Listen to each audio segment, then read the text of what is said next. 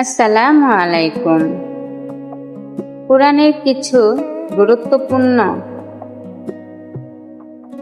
প্রশ্ন এবং উত্তর জানতে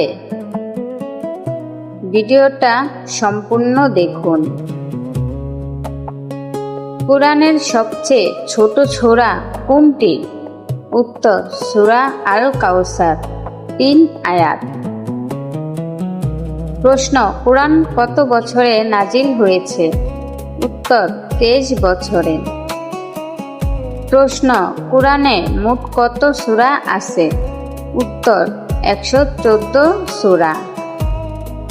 প্রশ্ন, কোরআন কত ভাগে বিভক্ত?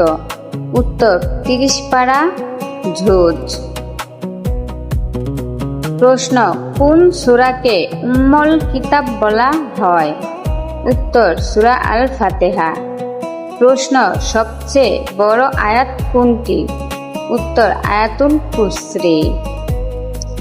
প্রশ্ন, কোন সূরা 1 ও 3 অংশ কোরআনের সমান? উত্তর সূরা আল ইখলাস। প্রশ্ন, কোন রাতে কোরআন নাজিল শুরু হয়? উত্তর লাইলাতুল কদর।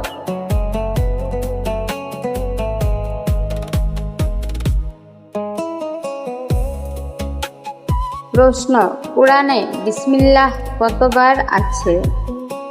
উত্তর 114 বার, প্রতি সূরার শুরুতে একবার।